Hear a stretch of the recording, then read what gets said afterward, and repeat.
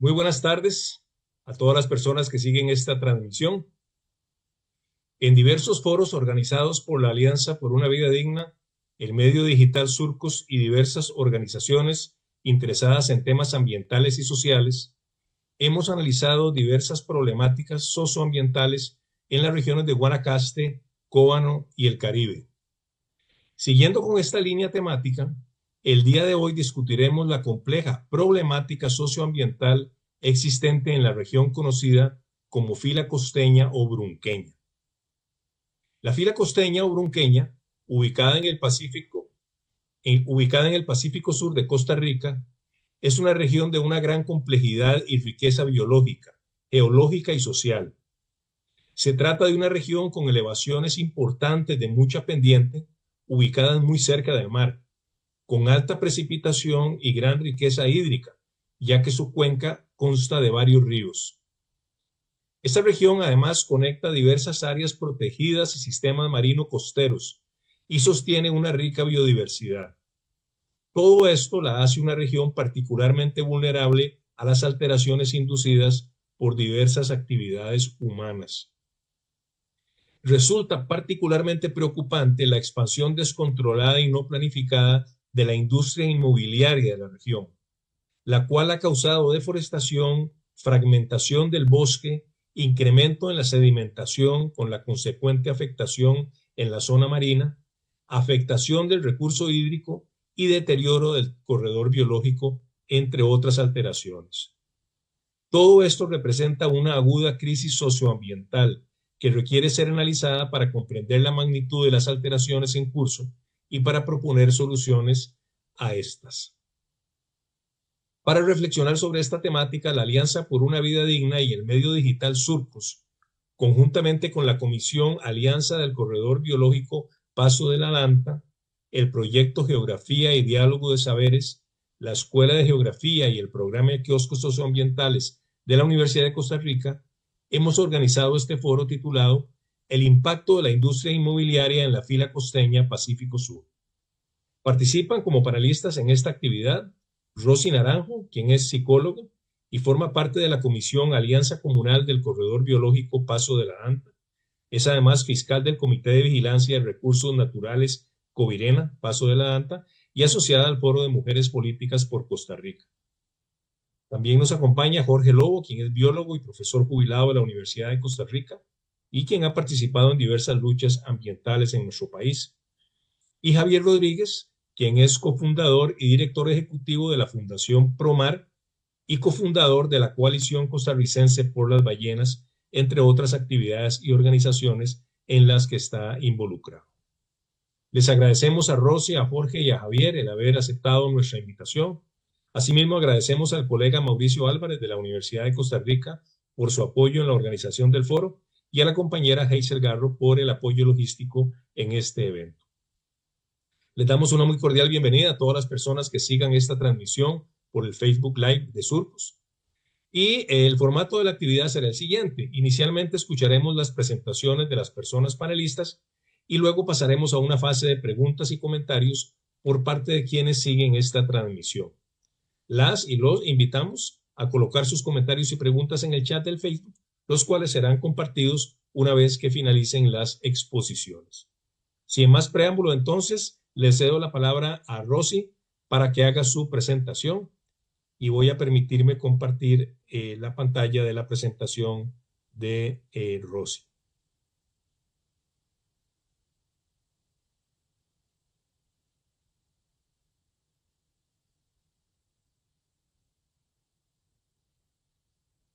Tiene la palabra, Rosy, adelante. Y usted me va diciendo cuándo le paso las diapositivas. De acuerdo.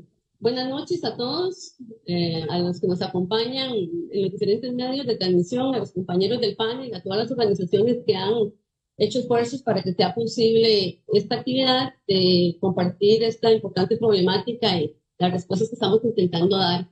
Mi participación se va a dividir en dos momentos. Inicialmente voy a hacer una contextualización tanto del territorio al que nos vamos a referir como a la organización que estamos representando y luego los compañeros van a presentar la problemática de cada uno de los ecosistemas que nos convocan acá, de la fila costeña, de la montaña y de la costa. Y finalmente cierro mi participación en una segunda etapa compartiendo con ustedes datos y evidencias de las causas y consecuencias de esta problemática y cuáles respuestas son las que estamos planteándoles a las autoridades locales.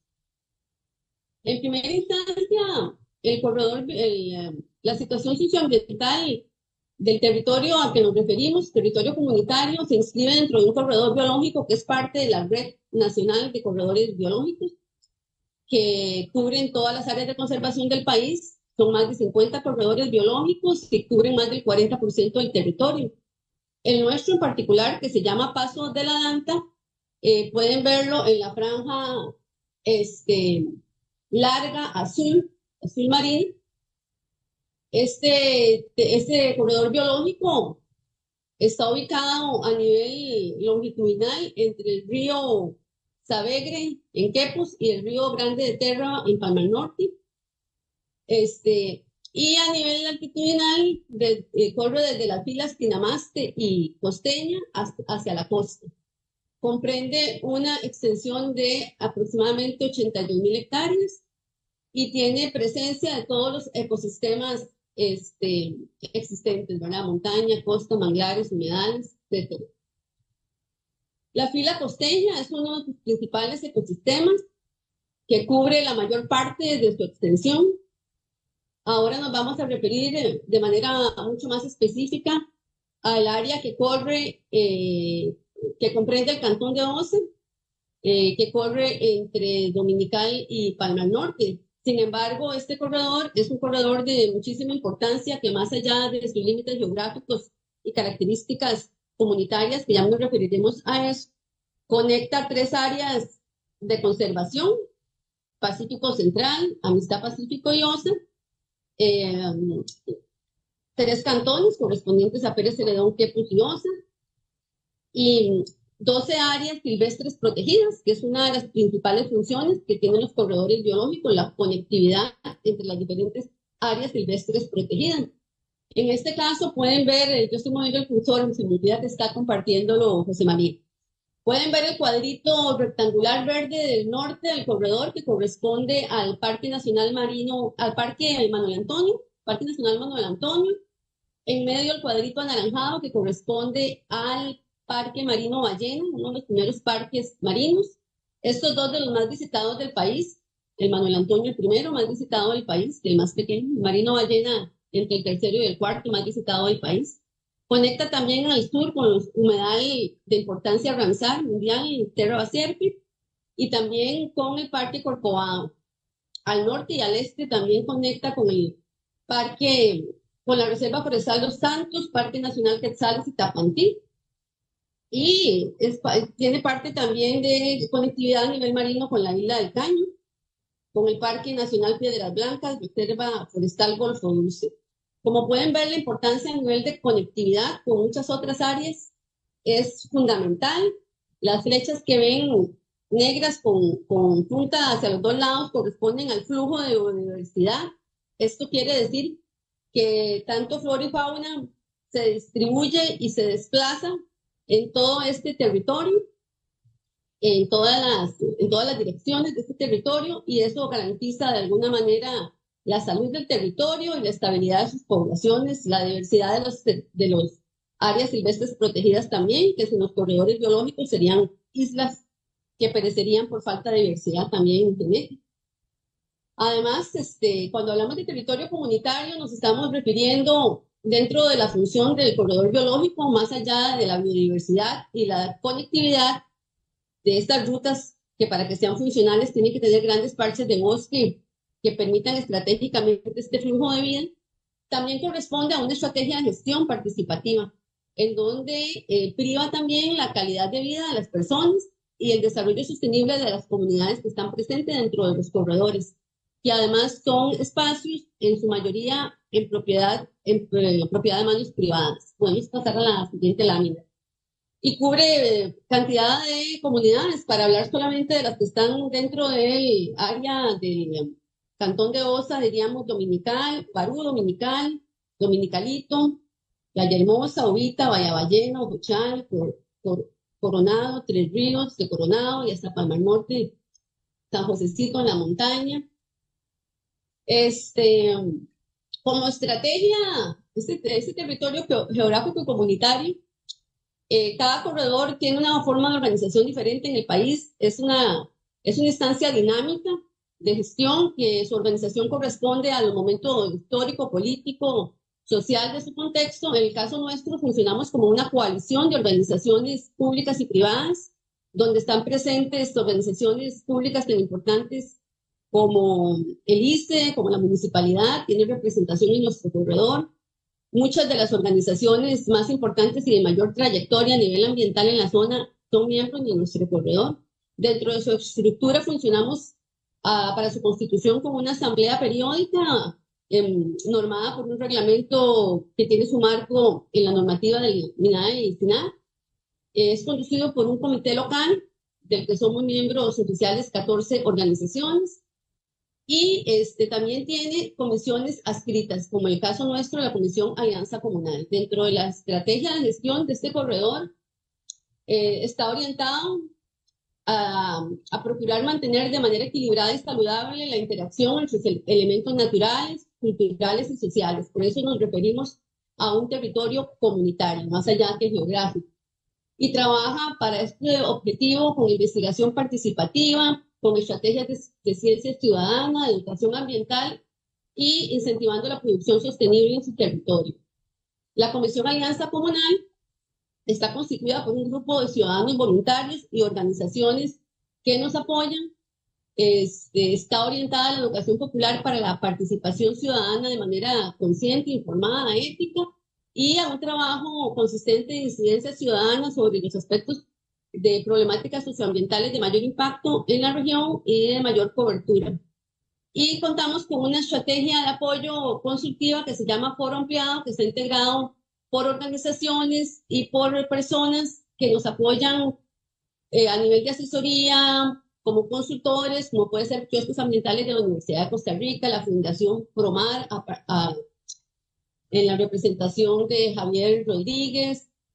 Jorge Lobo nos ha ayudado desde que estaba como profesor en la universidad y actualmente, y así diferentes instancias de instituciones y profesionales y científicos que están apoyando con resultados de investigación, con datos oficiales. Podemos pasar a la siguiente.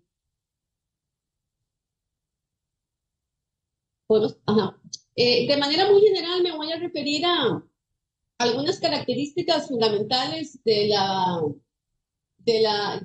inventario de flora y fauna del corredor biológico y específicamente en la fila costeña, porque los compañeros van a desarrollar en más detalle aspectos ecológicos, sobre todo la problemática en ambos ecosistemas. Sin embargo, quisiéramos enfatizar la relevancia ecológica que también tiene el territorio. Entonces queremos compartir con ustedes el inventario del último diagnóstico del corredor biológico Paso de la Dante, que corresponde al 2018, por tanto vamos a hablar de aproximaciones, y que está basado a su vez en datos primarios de investigaciones hechas por la Asociación de Amigos de la Naturaleza del Pacífico Central y Sur, que es una organización pionera en la constitución del corredor biológico en el territorio, del SINAC del 2007, de GRUAS y de diferentes instituciones que han aportado, de las que se ha compilado para construir este diagnóstico. El corredor biológico y particularmente la fila costeña contiene las últimas áreas de bosque del Pacífico Central y contiene fragmentos importantes de bosque tropical. Especies de flora, 41, muchas de estas amenazadas de extinción, como la jira y el ajo criollo. Especies de mamíferos, 63, y 29 murciélagos, 40 terrestres, de los que se incluyen los 4 felinos, también con diferentes categorías de amenaza. Hay algunas especies también endémicas. En anfibios y reptiles hay 52 especies, 4 de estas endémicas. En reptiles 91, 6 de estas endémicas. Más recientemente registrado el sapo arlequín y la matabuey de cabeza negra, que están declaradas en peligro de extinción. También nuestro corredor comprende 9 playas de anidación con importancia para la reproducción de 4 especies de tortugas marinas, también con diferentes grados importantes de amenaza para su conservación. La tortuga lora, verde, carey, baula. La Reserva Playa Tortuga es una de las miembros del comité local que hace importantes esfuerzos de investigación, monitoreo y educación para la conservación de estas tortugas. con apoyo de voluntariado local también. Esta zona está clasificada como área de importancia internacional para las aves. La fila costeña en particular anida poblaciones importantes de aves con endemismo, ya sea porque están sujetas al espacio territorial o porque las pocas poblaciones que quedan de estas aves se ubican en la zona. Se cuenta aproximadamente con la presencia de 591 aves, de estas 191 especies residentes y 40 migratorias, como en peligro como la cotinga turquesa y pico amarillo y pájaro campana. Este inventario se hizo con base a registros de la Reserva de Vida Silvestre de Barú. Sin embargo, muchas de las fincas y reservas que estamos trabajando en reforestación tenemos monitoreos que alimentan estas bases de datos. Podemos pasar a la siguiente lámina y con esta cierro mi introducción para que los compañeros amplíen la problemática. Se comprende también en el área del corredor biológico fauna itia y crustáceos, 28 especies, 13 de estos endémicos, 5 marinas. Se protegen recursos y biodiversidad marina con diferentes especies de cetáceos, 19, algunos de estos con mayor frecuencia de avistamiento cumplen un rol muy importante para la actividad turística en la zona, que es la fundamental actividad de la que se sostiene la población y las comunidades locales, el turismo ecológico, como el delfín manchado, tropical, como el delfín nariz de botella, y también es una zona importante para la reproducción de las ballenas jorobadas continentales, de gran importancia también para el turismo local, y con un espacio estratégico acá del Parque Nacional Marino Ballena. Igualmente, corales y arrecifes, las 22 especies de corales formadores de arrecifes se encuentran presentes o encuentran parte de su hábitat importante en la zona del Parque Nacional Marino Ballena, como un hábitat fundamental para crustáceos y peces que son de importancia comercial y alimentaria para la zona. Con este marco les dejo con los compañeros que van a compartir con ustedes detalles de los dos ecosistemas y sus amenazas. Muchas gracias. Muchas gracias, Rosy, por esta primera intervención y que continuará usted luego al final de las presentaciones. Le doy la palabra ahora entonces a don Jorge Lobo para que haga su presentación y voy a...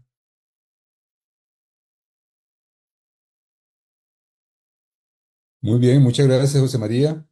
Saludos a todos, Rosy, Javier.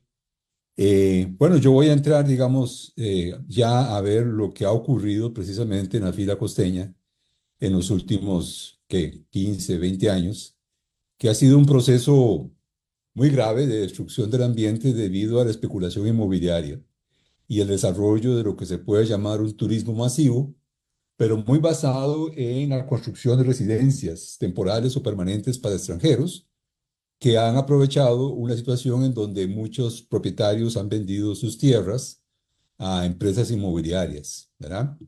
El problema de la fila costeña, digamos que comienza desde, yo diría, inicio del 2000, pero comenzó a ser particularmente preocupante a partir del 2005. Fue en esos años que yo entré a conocer más la situación y creo que la situación continúa igual, si no peor, al proceso que pudimos observar en ese tiempo.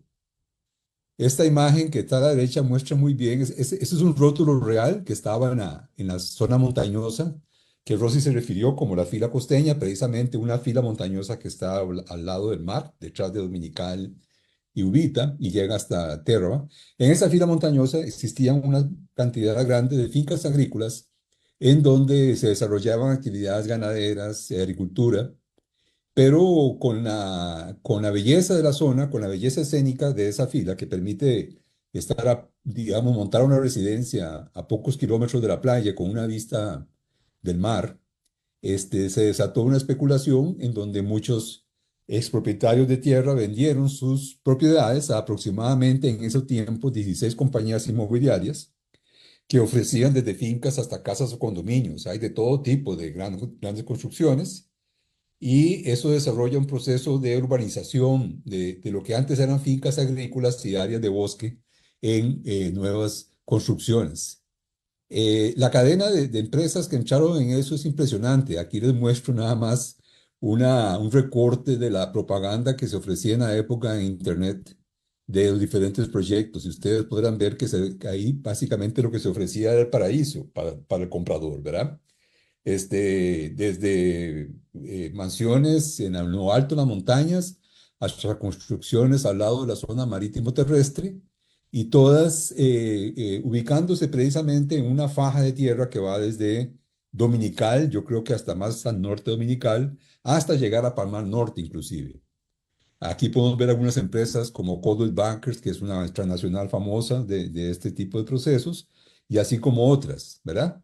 En el 2005, nosotros llegamos a determinar, o se supo que en Costa Rica ya había 225 millones de dólares de inversión en empresas inmobiliarias extranjeras, y ya en ese tiempo 30% de esa inversión era en Punta Arenas. Vean ustedes, ¿verdad? Lo que siempre se pensaba que ocurría básicamente en Guanacaste o el Valle Central.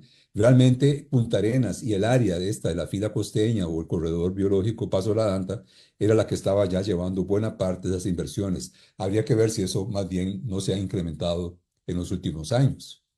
¿Cuál es la consecuencia? Pues aquí les voy a mostrar una serie de imágenes obtenidas con vuelos aéreos donde se ve desde arriba el impacto de todo ese proceso de desarrollo inmobiliario. Caminos que van subiendo las filas montañosas, ustedes podrán ver aquí arriba, representa los puntos más altos de la fila costeña, básicamente hasta casi 1200, 1300 metros de altitud.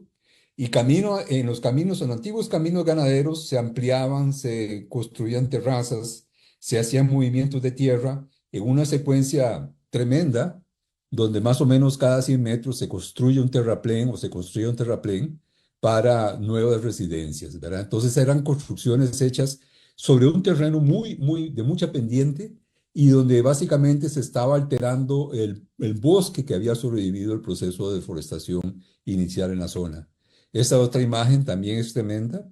Esta ya es a una altitud de 1000 metros y estos caminos salen de la carretera costanera y van subiendo rápidamente las filas y en algún momento se ensanchan y dan origen a diferentes terrazas o terraplenes de construcción. El tipo de construcción ahí es de alto lujo, ¿verdad? Y es totalmente inapropiada para las características de la región, ¿verdad? Se basa en construcción sobre sitios planos que requieren de grandes movimientos de tierra para poder ser realizados.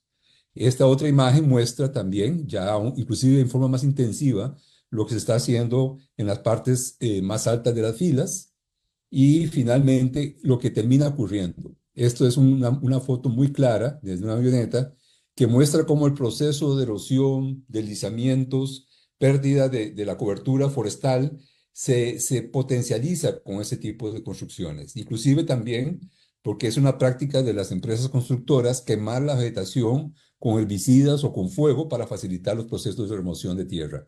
Esto es lo que ocurre algún tiempo después de las construcciones, del inicio de las construcciones. Y es porque en la fila costeña, en esa fila montañosa, llueve casi igual que la zona de Osa. Las lluvias que ahí llegan son de los alisios que vienen del sudeste y que descargan precipitaciones muy altas, ¿ya? Pueden llegar hasta cerca de 3000 milímetros al año. Entonces, es un proceso destructivo aún peor de lo que puede ocurrir en provincias como Guanacaste, donde el potencial erosivo también no sea tan fuerte. Esa otra imagen del mismo proyecto, a veces esos proyectos tienen hasta cientos de hectáreas de extensión total, con caminos que cubren decenas de kilómetros conectando diferentes proyectos inmobiliarios en el mismo plantel, ¿verdad? Entonces, los movimientos de tierra, la cantidad de furgonetas, de maquinaria trabajando ahí, es realmente impresionante. Y como ustedes ven, se va extendiendo como una araña, como un tejido de araña, por toda el área montañosa. Las imágenes que les muestro son un corte más o menos en el año 2007, 2008. Y yo me quedé curioso para comparar cómo se veía el área cerca de Ubita. Aquí se puede ver la Cola de la Ballena, del Parque Nacional Marino y Ballena. A la izquierda, una imagen de satélite de 2006 y a la derecha tenemos una imagen de 2024. Y ustedes pueden ver, lo primero que se nota es la expansión que ha tenido la región urbana alrededor de Ubita y Bahía, ¿verdad? Un incremento enorme, es decir, el tamaño de los barrios residenciales, de las construcciones comerciales se ha expandido a un nivel muy grande, inclusive ya ocupando no solamente la parte más plana, sino extendiéndose hacia las partes montañosas. Pero si uno observa ya los cambios que han ocurrido a nivel de las filas montañosas que se ven aquí, ¿verdad? Esta es una fila, por aquí va toda esta región más verde en el 2006. Puede verse que después de estos años, todas las flechas rojas que les muestro ahora indican puntos nuevos, áreas donde se nota el desarrollo de construcciones nuevas en ese tiempo, ¿verdad? Más o menos en 20 años. Y uno puede observar que filas de bosque que existían al norte o al sur, más bien, del área de Uvita y Bahía, como esta fila por aquí, ya están siendo atacadas por diferentes proyectos de construcción. Todas estas filas montañosas aquí se han multiplicado los emprendimientos. Al norte de la región de Uvita, en esta área aquí, también se ha expandido este punto de construcciones. En fin, uno puede ver casi que el proceso se ha empeorado en los últimos años. La cantidad de área que ha sido afectada por el desarrollo de construcciones se incrementa cada vez más y las medidas que se requieren para parar esto es urgente. ¿Por qué? Porque tenemos consecuencias muy graves. La biodiversidad que describió Rosy así rápidamente, entre lo posible, se comienza a perder, por supuesto. Y tenemos impacto en la biodiversidad marina y en la terrestre. Javier más adelante se va a referir al impacto en la biodiversidad marina. Yo voy a referir un poco a la terrestre. Y buena parte de los impactos ocurren porque se incrementa la erosión de los suelos. Tenemos dos tipos de erosión. La erosión superficial, que es un escurrimiento de suelo y de barro que va ocurriendo progresivamente, llevando todos esos sedimentos hacia el área costera y afectando la vida marina, pero también tenemos avalanchas, tenemos deslizamientos de gran escala, porque esos caminos que ustedes vieron muchas veces son hechos sin planificación, sin inversión en conservación del camino, y constantemente nosotros presenciamos obras de reparación de deslizamientos. Finalmente, este proceso de urbanización extensiva, donde cada casa que se construye tendrá su piscina o consume agua a un volumen mayor que una casa de un costarricense normal, digamos, lleva a un problema de la cantidad y calidad de recurso hídrico, que se debe tanto al problema de la erosión como al impacto que tiene la extracción de agua de los acuíferos. Entonces, este problema, digamos, podemos verlo mejor con imágenes. Esto es un ejemplo de una urbanización que nosotros descubrimos el 2 de abril de 2006, urbanización Las Brisas, empresa Puntibérica, al norte de Uvita, en la fila montañosa. Ustedes pueden ver la cantidad de barro y de sedimentos que ya desde el inicio del proceso de urbanización y de construcción comienza a verse. Como ven, la foto es de abril, un poco antes de iniciar la época lluviosa. Volvimos a la región el 16 de noviembre del mismo año y aquí ustedes pueden ver el efecto de esa erosión, la formación de lo que se llama técnicamente cárcavas o canales profundos de erosión que prácticamente van generando zanjas que después para repararlas van a precisar de una inversión enorme de movimientos de tierra, lo cual genera a su vez cada vez más erosión. Hay un estudiante mío aquí al final de la foto como para ver la dimensión y el largo de ese canal, ¿verdad? Entonces aquí se ve el efecto de una temporada de lluvias sobre una construcción donde ha desaparecido la vegetación que protegía el suelo y se han abierto canales erosivos muy graves. Y esto ocurre porque se está construyendo en las peores construcciones posibles, en las peores condiciones posibles. Son áreas de mucha pendiente. Aquí este gráfico muestra cómo va cambiando la altitud del terreno con la distancia en el eje X y aquí tenemos la elevación. Este es un recorrido que es desde la desembocadura del río Uvita hasta llegar a un proyecto que estaba casi a 1000 metros de altitud que se llama Uvita Project. No sé en qué habrá terminado ese proyecto. Pero en cierto momento subimos casi 1000 metros en cosa de ¿qué? 3, 4 kilómetros, ¿verdad? Entonces hay que subir con un carro con peligro de venirse para atrás porque la pendiente es muy fuerte. Esas condiciones son las peores para abrir caminos y para mantener el suelo estable. Además de la lluvia que ya mencioné, el tipo de suelo son suelos arcillosos, muy inestables, muy profundos, que generan muchos sedimentos, y el tipo de construcción no es una construcción leve, de pequeña escala, no, son construcciones pesadas, grandes, que requieren de grandes movimientos de tierra. Entonces esto es una situación cuando se generan construcciones en pendientes que están entre 35 y 55% de pendiente.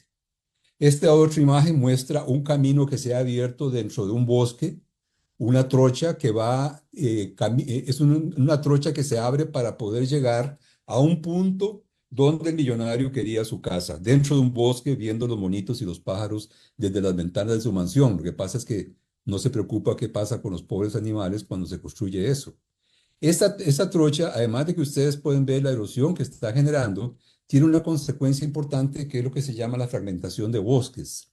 Cuando tenemos un área de bosque que está como un fragmento grande, una unidad, y la cortamos con caminos, tenemos diferentes efectos. No es únicamente la pérdida del bosque directa que ocurre por la construcción de caminos. Tenemos el aislamiento de algunos organismos para los cuales estas trochas y el ancho de estos caminos es suficiente para que no pasen de un lugar a otro. Y eso genera la división de poblaciones, la separación de organismos, la imposibilidad de que haya poblaciones de un tamaño adecuado para que puedan recuperarse. Esto especialmente para las especies que viven en árboles o para los insectos que tienen una escala diferente de movimiento a la nuestra. Pero además, estos caminos generan el ingreso de plantas y animales que se llaman especies invasoras, donde se aprovechan de estas condiciones de luz y de calidad de suelo para crecer rápidamente. Estamos hablando de pastos, de enredaderas, de muchas plantas que van muy bien con el hombre, o sea, que aprovechan mucho las condiciones que el hombre hace y colonizan áreas de bosque, impidiendo que las especies de plantas del bosque puedan volver a repoblar estas trochas. Además, ocurre un problema que se le llama el efecto de borde, que es que a partir de esta área, como se aumenta la temperatura, disminuye la humedad y aumenta la luz, tenemos el ingreso de esos factores físicos dentro de los parches de bosque que quedan. Y eso genera un impacto dentro del mismo bosque que ha quedado intacto. En esas condiciones, las especies que estaban acostumbradas a sombra, mayor humedad y menos luz van a perder contra otras especies, entre ellas las especies invasoras. Y finalmente tenemos el proceso de erosión, que va cada vez más generando problemas. Uno de los problemas más importantes es que aumenta la mortalidad de los árboles, porque muchos árboles pierden la sustentación de las raíces y comienzan a caer con más frecuencia. Árboles sanos, que daban sombra y frutos y flores para la fauna, desaparecen en este proceso constructivo. Y finalmente tenemos el problema del agua, que tal vez sea la manera de llegarle a mucha gente para que se preocupen por esto, ¿verdad? Si no les interesan mucho las especies naturales, tal vez se les preocupe por la cantidad de agua que tenga en el futuro. En áreas montañosas cercanas a costas, donde existe cobertura vegetal y se urbaniza de una forma racional, existe la posibilidad de que la lluvia, cuando cae, escurra lentamente a lo largo del suelo cubierto de vegetación, de tal forma que hay tiempo para que ocurra la infiltración en el suelo y los acuíferos de agua dulce sean reabastecidos con una cantidad de agua suficiente, compensando inclusive lo que se pierde por evaporación. Entonces los acuíferos subterráneos de agua dulce se mantienen y su presión impide que ingrese el agua salada del océano, evitando el problema de la salinización de los acuíferos costeros. Cuando construimos en esas áreas, olvidándonos inclusive del problema de la erosión, generamos una superficie impermeable que lleva a un escurrimiento rápido del agua, que va rápidamente, lo cual disminuye la tasa de recarga de los acuíferos, y eso ya es un primer problema. Y el otro problema es que tenemos la construcción de una mayor cantidad de pozos para extracción de agua, legales o ilegales, públicos o privados, y eso disminuye la cantidad de agua en los acuíferos, y todo eso finalmente facilita el ingreso del agua salina, que puede llevar a la intrusión salina en los acuíferos, y eso ya no tiene solución, eso es un problema para toda la vida. Eso es uno de los efectos más serios de los procesos de construcción inmobiliaria en las filas montañosas cerca del mar, exactamente el caso de la fila costeña. Y finalmente, para no robar más tiempo a los compañeros, yo quisiera nada más mostrar este gráfico como un contraargumento del argumento que se usa que dice, bueno, sí, tenemos efectos ambientales, pero la gente necesita empleo y la región necesita desarrollo. Este gráfico, que pertenece al Atlas de Desarrollo Humano Cantonal en el 2022, y ahora la situación debe ser igual, muestra el índice de desarrollo humano, o sea, una forma de medir la calidad del desarrollo, no la cantidad, sino la forma como el desarrollo económico se revierte en educación, salud, transporte, servicios para las poblaciones. O sea, mide mejor la calidad de vida de las poblaciones. Cada punto es el valor de un cantón dentro de las diferentes provincias de Costa Rica. Y ustedes podrán ver que Guanacaste, Punta Arenas y Limón son los campeones en bajo desarrollo humano por cantón, ¿verdad? Precisamente las provincias costeras. Eso es una realidad conocida ya en nuestro país. Las provincias costeras son las más marginadas. Pero lo que uno podría preguntarse es por qué esa situación subsiste en una región donde se invierte tanto, ¿verdad? En inversiones inmobiliarias. Tú no esperaría que ese empleo o esa riqueza está generando mayor desarrollo local. La pura verdad es que tenemos la inversión de millones de dólares cuyos beneficios, cuyas plusvalías terminan en pocas manos. Es un desarrollo totalmente desigual. No hay distribución justa de la riqueza. Entonces tenemos destrucción del ambiente, que es un costo ambiental que nadie está pagando, solo la población lo pagará en el futuro, y además tenemos una mala distribución de la riqueza generada desde este punto.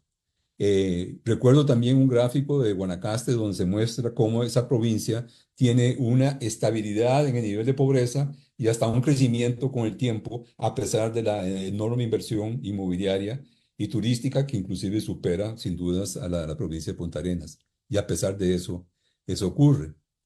Y ya para terminar, nada más recordar, como dejando aquí la puerta abierta para una discusión posterior, como en el año 2008, precisamente un poco también por las luchas que la Universidad de Costa Rica impulsó y las comunidades también, la Municipalidad de Osa tuvo la oportunidad de tener un plan regulador cantonal, que es un cuerpo de legislación municipal que regula el tipo de construcciones y el suelo donde se pueden hacer. O sea, que establece un mapa del cantón donde se dice qué tipo de construcciones se pueden hacer por cada subregión dentro del cantón. Un buen plan regulador cantonal por lo menos hubiera disminuido el impacto de todo este proceso. Y la Municipalidad de Osa recibió los estudios técnicos y una propuesta de plan de regulador que no fue aprobada por su Consejo Municipal. Y ahora, después de tanto tiempo, no se han aprovechado esos estudios técnicos para generar otro plan de desarrollo, otro plan de regulador, tanto a nivel cantonal como a nivel costero. ¿Por qué no ha ocurrido eso? Mi teoría es que hay intereses creados que no quieren regularizar y ordenar el uso del terreno en la municipalidad de Osa. No creo que sea una descubierta que requiera mucha reflexión, la verdad. Es posiblemente el efecto de la influencia de las empresas constructoras e inmobiliarias sobre el poder político local. Y eso no es solamente en Osa, eso ocurre desgraciadamente en muchos cantones de Costa Rica. Entonces, por el momento, esto es lo que quería hablar, José María, y dejo la palabra a Javier. Muchas gracias, Jorge, por tu presentación. Y le damos la palabra entonces ahora a Javier para que haga su exposición. Voy a compartir la pantalla con la presentación de Javier.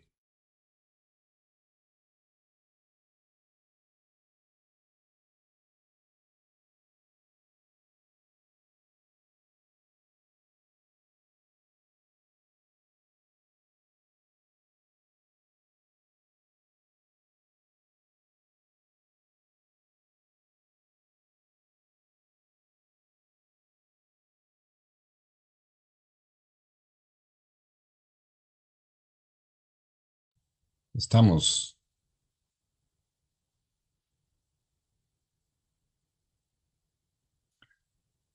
Bueno, muy buenas tardes a todos. Esta tercera participación em, busca como objetivo principal el vínculo relacionado con el tema de la fila con la parte marino-costera y por eso se titula La fila costeña y el Parque Nacional Marino Ballena, donde el mar y la tierra se juntan. La siguiente, por favor.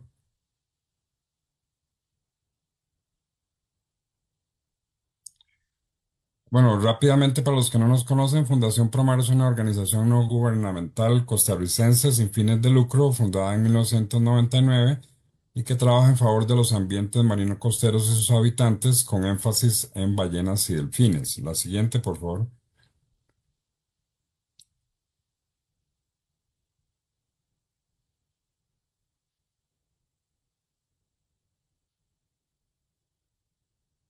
La siguiente, por favor.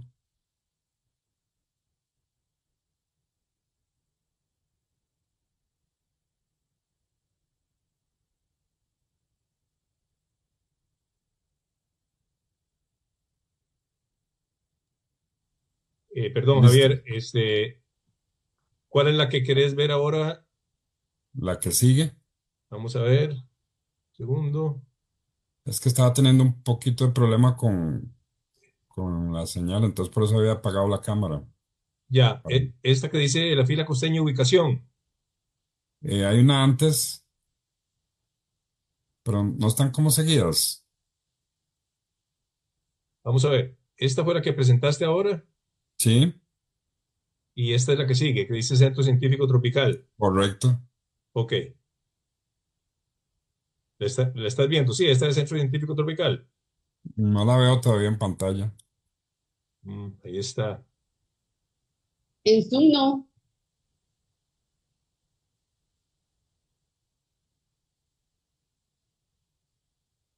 Bueno, entonces pasemos a la de ubicación que tiene el mapa, si hay algún problema con eso, entonces, Ahí está la ubicación con el mapa. pero no la veo tampoco. Ok, voy a suspender eso y lo vuelvo a. Yo puedo ponerla para compartirla yo. Bueno, si te parece. Y Sí, perdón por el inconveniente. tranquilo. José María, ¿será que la estaba pasando en Facebook, pero no en Zoom? Porque en Zoom estaba la misma lámina con la que estaba Ah, con exponiendo, razón. ¿no?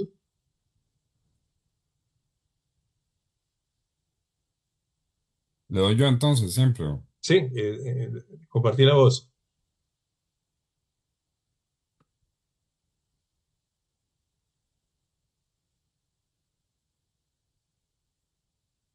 Ahí está, perfecto. Hacer la pantalla completa nada más. Ok, Ya, perfecto, gracias. listo. Promar es una organización asociada al Centro Científico Tropical, la organización ambiental con mayor trayectoria en el país, actualmente por cumplir los 63 años, y es una organización pionera en el tema de áreas protegidas privadas terrestres. Como ya han mencionado los compañeros, los sistemas montañosos relacionados con la fila costeña, eh, pues corresponden a varios sectores, sobre todo del Pacífico Central y Sur, ¿verdad? Que incluso corresponden a sectores o momentos geológicos diferentes, pero que se han asociado con diversos grados de cercanía a la costa. eh, pero que en el sector, digamos, Pacífico Sur, principalmente el tramo que va de Dominical hasta Palmar Norte, es el sistema montañoso más cercano a la costa, ¿verdad? En todo el país. De manera que eso tiene también algunas implicaciones importantes.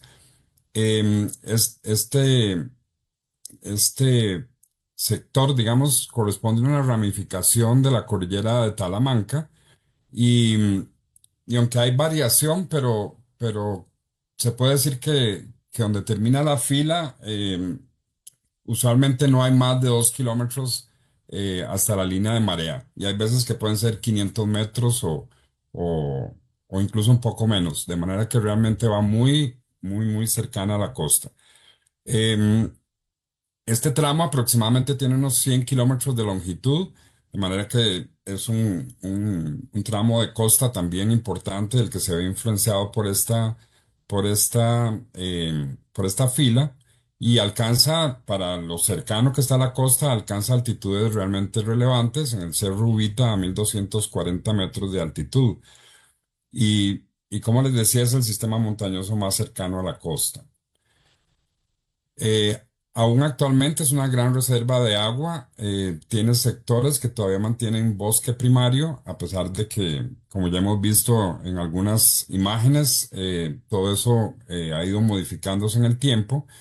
Tiene una alta variedad de flora y fauna y hay incluso caminos viejos de comunicación entre lo que es Ballena, lo que es Ubita hasta Alto Tinamastes o incluso al otro lado de la fila, hacia el Valle del General.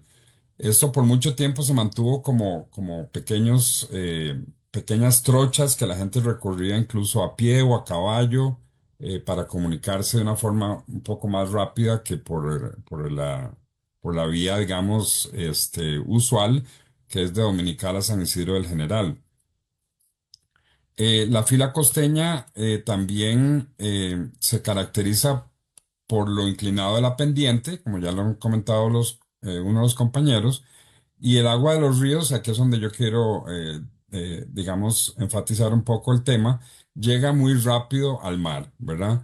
Lo que en otras montañas, otras cordilleras del país, algo que cae a un río que nace ya sea en Talamanca o en Volcánica Central o Cordillera de Guanacaste, Tilarán, como sea, em, eso algo que cae en un curso de agua de estos, puede tardar semanas o incluso meses en llegar al mar. Lo que sí va a pasar normalmente es que termine llegando al mar. Pero aquí en los cursos de agua de la fila costeña, en cuestión de horas, cualquier cosa que caiga ahí va a estar en el mar, ¿verdad? Y eso hace una diferencia muy importante en varios aspectos. Y también es importante decir que la fila costeña tiene una influencia importante en el clima regional, tanto a lo largo de la costa como al otro lado, en el Valle del General también.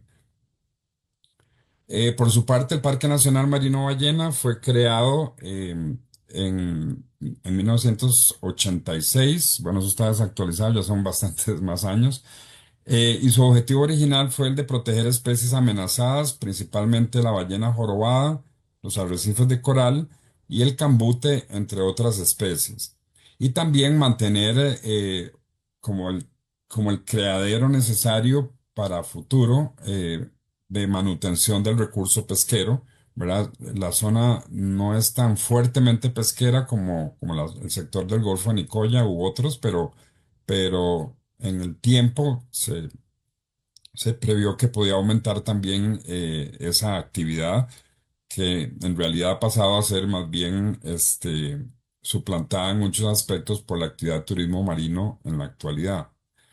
El Parque Marino Ballena es en esencia un parque acuático, por decirlo así.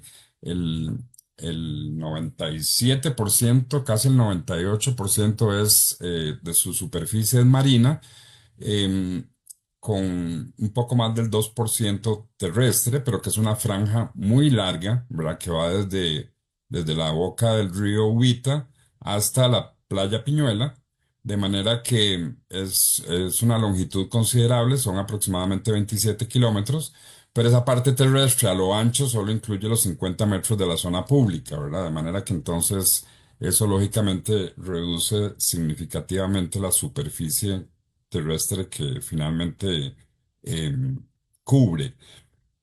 Al parque hay cuatro entradas oficiales: en Bahía, en el sector de Ubita, La Colonia, en Playa Ballena, la que realmente era llamada desde el inicio Playa Ballena, y Piñuela.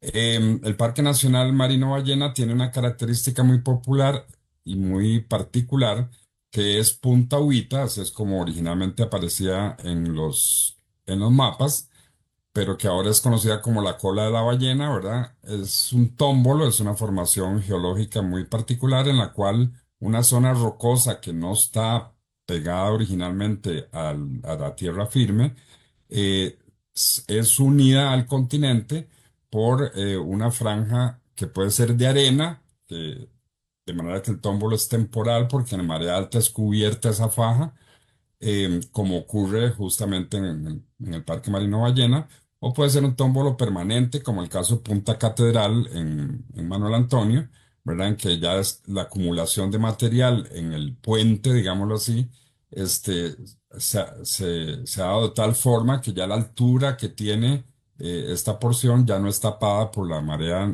ni por la marea más alta, ¿verdad? Entonces el tómbolo se vuelve una formación permanente, pero en el caso marino ballena es cubierta por la marea alta. Es el único lugar del país prácticamente en que se tiene una playa a la derecha y otra a la izquierda, que son playas diferentes, ¿verdad? Para el caminante. Por un lado Playa Ovita y por el otro lado Playa Hermosa. La del lado derecho, Playa Hermosa, ya no es parte del parque. Bueno, la fauna marina es protagonista, definitivamente. La ballena jorobada y dos especies de delfines son, digamos, lo más buscado probablemente, pero también hay sitios de anidamiento de tortugas, las fragatas, los pelícanos y los bobos de mar son especies muy presentes, junto con algunas gaviotas y otras especies. Y también para los aficionados al snorkel y el buceo, pues también hay diferentes formas marinas, desde invertebrados hasta vertebrados, que son fácilmente apreciables. La parte terrestre, a pesar de su condición tan angosta, precisamente por su conexión con la fila costeña, es también muy amplia y, y con frecuencia hay intercambio, ¿verdad? De la parte terrestre de la fila. Muchas especies se arriesgan incluso y pasan la costanera, la carretera costanera, para pasar al otro lado. Hay muchos accidentes en ese tramo de la carretera con animales silvestres. Y también las especies marinas que también intercambian un poco con especies dulceacuícolas en las bocas y en los esteros de los ríos que bajan de la fila. La flora también es de gran relevancia. Los pastos marinos, las algas y los mangles son los que predominan en la parte marina y en la parte terrestre hay un bosque pantanoso ya muy fragmentado, pero que sigue teniendo parches importantes en donde hay especies pues típicas de estas zonas como el sangregao, el cedro macho, cativo y guarumo. Em, la importancia del parque para el turismo marino, sin duda, pues el polo de atracción principal es la observación turística de cetáceos. Em, por otra parte, como les mencionaba, la observación de aves marinas, así como el snorkeling y el buceo, principalmente en Punta Ubita, en la parte interna, el islote Ballena y los islotes Tres Hermanas. La importancia socioeconómica es indudable para las comunidades asociadas, ¿verdad? Desde Dominical hasta Palmar Norte, pasando por Dominicalito, por Ubita, Bahía, La Colonia, Ojochal y otras comunidades más pequeñas que están también ya más en la parte alta o en partes más altas de la fila. Hay un estimado que ya está un poco desactualizado, probablemente sea bastante mayor que esto, que hay una visitación de 40.000 personas al año que van al parque únicamente a observar cetáceos y otra fauna marina, con ingresos directos de $1 millón y 4 millones de dólares en forma indirecta, es decir, incluyendo lo que ya los turistas pagan, no solo por el tiquete, sino también por el hospedaje y la alimentación. La calidad de vida ha cambiado positivamente de forma notoria con el contraste a las espaldas del parque, que es la fila costeña, ¿verdad? Pero, digamos, las opciones de servicios y de comercio básico, ¿verdad? Estamos hablando de farmacias, ferreterías, por supuesto que bancos, hospitales y demás. Eso no existía hace 20 años, ¿verdad? Y la gente tenía que ir o a San Isidro o a Quepos, y en algunos casos Palmar Norte les resolvía, pero no siempre. El reto, por supuesto, es la sostenibilidad de toda esta encrucijada, ¿verdad?, entre beneficios y afectaciones ambientales. Em, Como ya he mencionado, pues el intercambio de flora y fauna está ampliamente comprobado y también pues se sabe que lo que pasa en los ríos en muy poco tiempo llega al mar. Yo quería, aunque ya hemos visto un poco las ilustraciones que el compañero Lobo nos presentó, yo he incluido algunas para hacer referencia un poco a este tema digamos, de lo que es el recurso acuático, perdón, el recurso hídrico que llega al medio acuático en el mar y las condiciones en que llega, ¿verdad? Porque desgraciadamente en diferentes puntos se han hecho planteles para compensar esa pendiente tan fuerte y que son cosas prohibidas por ley, ¿verdad? Hacer nivelaciones en sitios en donde el uso de suelo debería ser otro, pero se hacen planteles, ¿verdad? Para compensar los diferenciales de pendiente. Y también incluso ya hay construcciones que se encuentran en las partes más altas de la montaña. Esto trae como consecuencia que las lluvias no solo lavan a medio camino de la altitud de la fila, sino que en las partes más altas. Y, y esto representa un incremento muy importante en la sedimentación, ¿verdad? La sedimentación es uno de los problemas más serios en la zona marino-costera y es lo que nos trae un poco uno de los impactos más relevantes. Aquí vemos una pluma de sedimento, ¿verdad? En la salida del río. Esto es un brazo digamos que se sale del río Ubita un poco antes, que es conocido como el río Morete. Este, y podemos ver la cantidad de sedimentos. Esto impacta directamente la fauna y la flora marinas, ¿verdad? Los corales probablemente sean uno de los que se impactan más rápidamente, pues el sedimento tiende a acumularse, son estructuras, ¿verdad? Que están más firmes, los corales no son móviles de ninguna forma, incluso el pólipo, que es el que construye el coral, pues una vez que hace su propia estructura, mini estructura, que se van sumando otros miles, ¿verdad? Lógicamente, una vez que forma su propia estructura, ahí se queda, ¿verdad? El pólipo depende de su espacio en el coral que se va conformando y de ahí no puede moverse. Y algunos se asocian con algas muy pequeñas que también, con la cual se crea una dependencia, de manera que todo este sedimento que empieza a caer en los corales,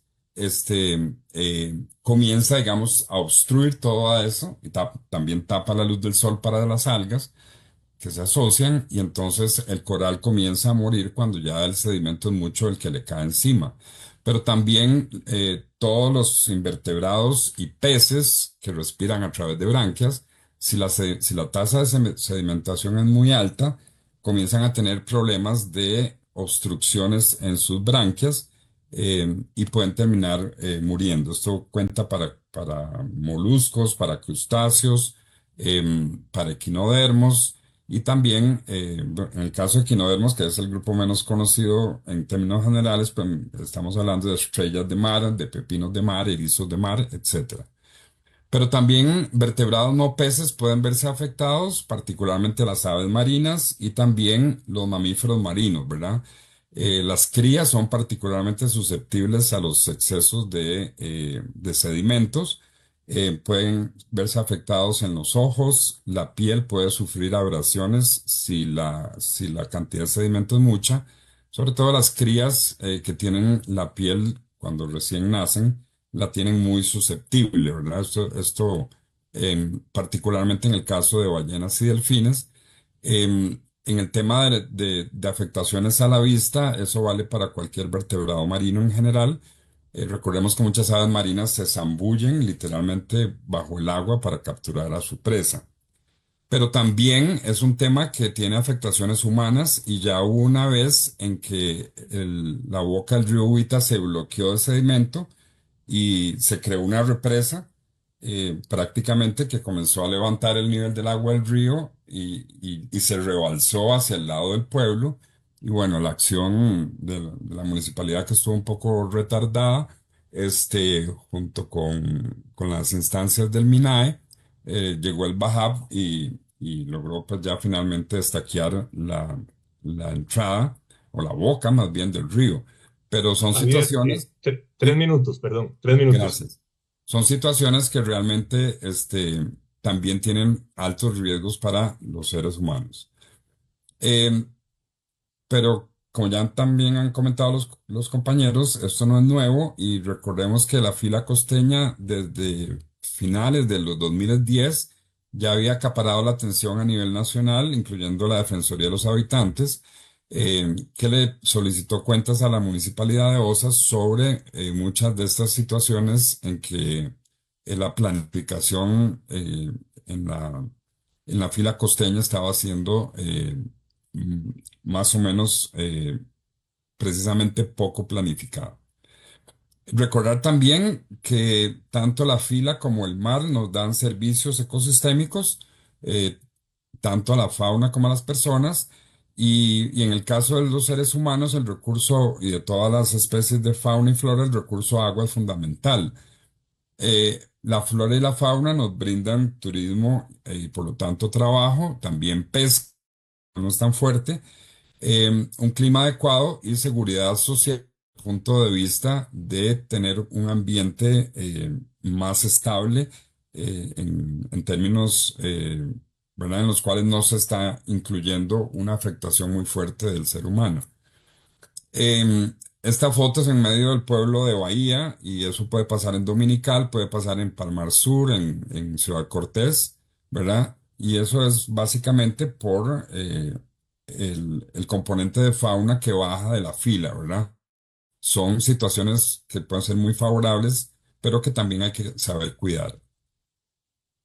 Y por supuesto que el agua y el oxígeno que proveen la fila y la absorción de dióxido de carbono son factores de mucho impacto que se ven reducidos si la fila mantiene su salud desde el punto de vista de afectaciones por cambio climático, que entre menos impactos locales haya, pues la reducción del impacto del cambio climático pues va a ser menos agresiva. Y por supuesto que la contaminación marina se reduce si la fila la sabemos cuidar y se planifica, sobre todo la construcción ordenada, planificada, legal y responsable en dicho sector montañoso. Por supuesto que el gobierno local en primera instancia, el MINAE a través de ACOSA y CETENA, el Tribunal Ambiental Administrativo, eh, también, por supuesto, Mideplan, el Ministerio de Salud también, y la participación activa de las comunidades, ¿verdad? Estar mucho más pendientes de lo que ocurre en nuestra comunidad. Aquí hay, en el caso de de los habitantes costeros, eh, porque muchas veces hay como mucha, eh, pues lógicamente satisfacción de todos los beneficios que se están obteniendo y que se construye en la fila porque eso trae más gente, pero tenemos que tener presente que si la fila queda desprovista de bosque, el Parque Nacional Marino Ballena se puede presumir fácilmente que puede quedar básicamente cubierto de barro. Y bueno, lógicamente no contaminar el mar, hacer turismo y pesca responsable. Con eso varias organizaciones colaboramos con el fortalecimiento de estos procesos y también apoyar el parque en la comunidad, que hay veces que hay ciertas discrepancias, pero es importante dar el ejemplo al visitante de cómo cuidarlo, cómo protegerlo, para que esté disponible no solo para la actual, sino para las futuras generaciones. Eso es básicamente. Me queda algo de tiempo, Ferlin. Tal vez lo dejamos para la discusión después, Ok, cuando hagan los comentarios, haces una intervención adicional. perfecto. Muchas gracias, Javier. Con mucho gusto. Por favor, deja de compartir la pantalla. Muchas Listo. gracias. Y ahora le vuelvo a dar la palabra a Rosy Naranjo para que haga un cierre de este panel, de estas presentaciones. Voy a compartir la pantalla de Rosy. Un segundo.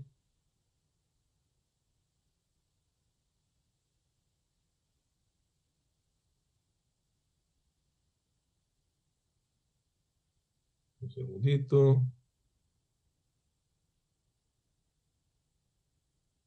Perdón.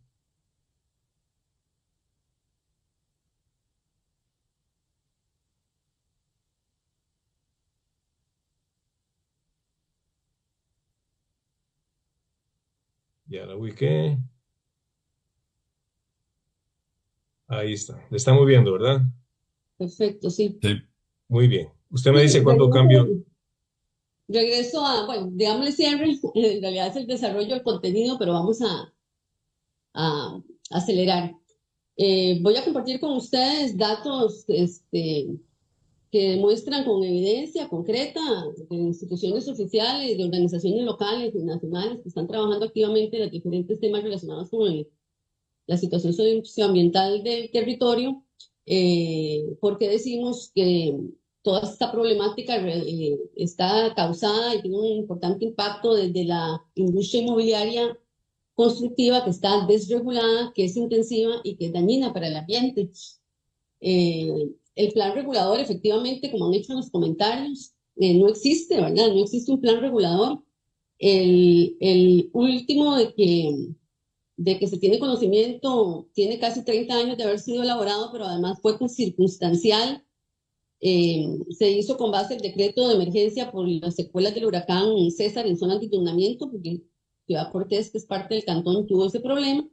Y ya existen dictámenes o criterios del INBU en donde deja claro que este plan regulador pues fue momentáneo y circunstancial y parcial a la zona en su momento, ¿verdad? De manera que a nivel de regulación, de manera integral y cantonal, no contamos con un plan regulador. Se están haciendo algunos esfuerzos desde el Poder Ejecutivo, donde hay una estrategia de financiamiento y de gestión, pero para muchos de los cantones que no tienen un plan regulador, pero esto es una estrategia que de concretarse tiene un plazo pues bastante reservado, ¿verdad? No son soluciones inmediatas como requiere la emergencia que estamos viendo. Existen 22 planes reguladores costeros que fueron hechos alrededor del 1980 y resto y 1990 por ahí, que consideramos que son omisos. Primero, fueron hechos para diferentes zonas de costa, no de manera integral. Segundo, en esa época carecían de estudios de impacto ambiental, no se consideraba una serie de variables de fragilidad de los ecosistemas. Y de alguna manera eso explica también que la mayor pérdida de cobertura forestal en el corredor biológico corresponda a humedales y manglares. Además, estos planes que existen son omisos en relación al patrimonio cultural y arqueológico. Un dato mucho más reciente tiene que ver con un estudio que hizo el Colegio Federado de Ingenieros y Arquitectos, que fue publicado en diferentes medios nacionales de comunicación, donde da cuenta de que el 20% de las construcciones que ellos auditaron en su estudio no cuentan con permisos de las municipalidades. Y además, en el ranking de municipalidades con este problema, la municipalidad de Osa se ubica en el número 10 de la lista con esta problemática.